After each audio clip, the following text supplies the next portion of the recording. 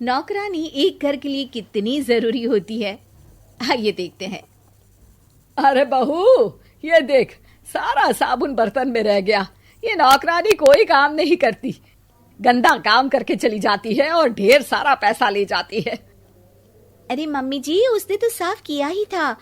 मेरे ही हाथ से इस ग्लास में सर्फ गिर गया था। अरे बस कर झूठी, उसे बचाने के लिए सारी जुगत लगा ले, लेकिन मैं तो इसे निकाल कर ही रहूंगी।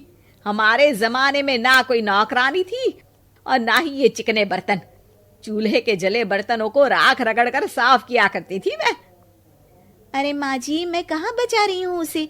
और वैसे भी आजकल नौकरानी जरूरत नहीं, स्टेटस सिंबल बन गया है। अब आप बताओ, मैं मुन्ना को नीचे घुमाने ले जाऊं तो लोगों से क्या बोलूं? झाड़ू पोछा खुद लगा रही हूँ।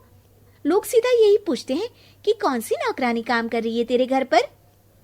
अरे बस कर, ये भी कोई बात होती है? मम्मी जी, आप नहीं समझेंगी। शाम को नौकरानी घर आकर काम कर ही रही होती है कि सास को कहती है, माँ जी, एक बात बोलूं, बुरा न मानना। अरे वैसे तो मुझे तेरी शक्ल ही पसंद नहीं है, बात क्या खाक पसंद आएगी। अरे माँ जी, सुन तो लीजिए क्या कह रही है। तो मैंने कौन सा उसका मुंह पकड़ लिया है?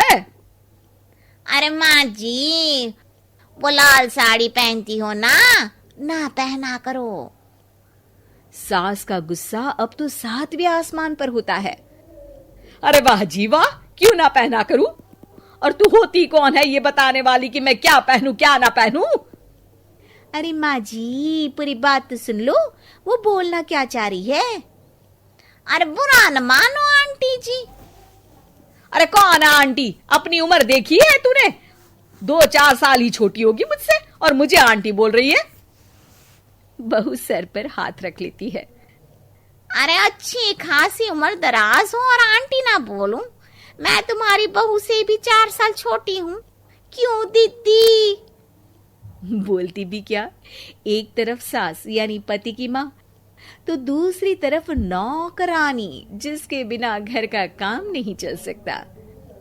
वो दरअसल माँ जी की शादी भी बहुत जल्दी हो गई थी ना। अच्छा ये झगड़ा छोड़ो, ये बताओ तुम माँ जी को लाल साड़ी पहनने से क्यों मना कर रही हो? वो ना, इनकी उम्र की सारी औरतें सोसाइटी में इनके लिए बात करती हैं कि तुम्हारी सास बुढ़ी घोड़ी लाल लगाम है। बहू को ये सुनकर गुस्सा आ जाता है। अरे वाह वाह, कौन बोलता है जी? खुद क्या है यहाँ की औरतें, बाल सफेद लेकिन टाइट जींस और कोई कुछ भी पहने। अरे पहनना हमारा निजी हक है, किसी को कुछ हक नहीं बनता कि वो मेरी सास के लिए कुछ बोले।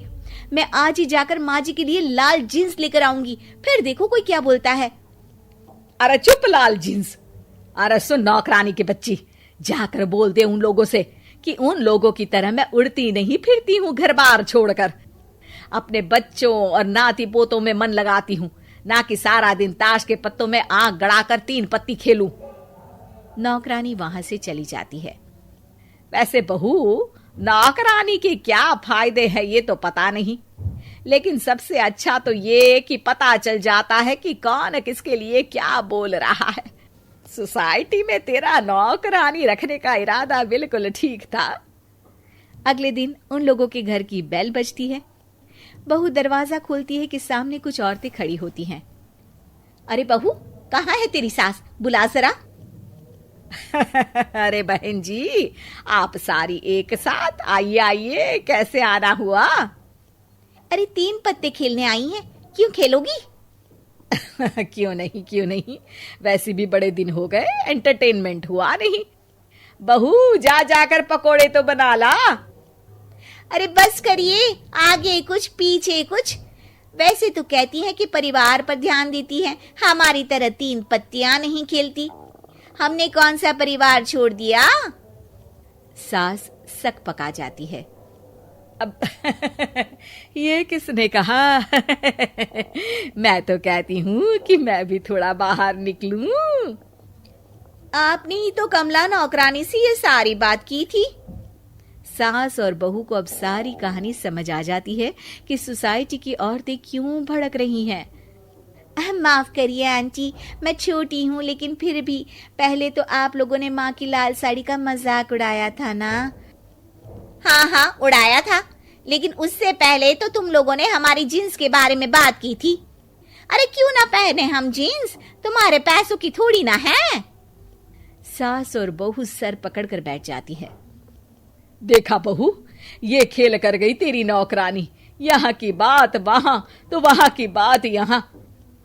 दोनों किसी तरह औरतों को समझा बुझाकर घर भेजती है और कसम खाती है कि नौकरानी को नौकरानी ही रहने देंगी।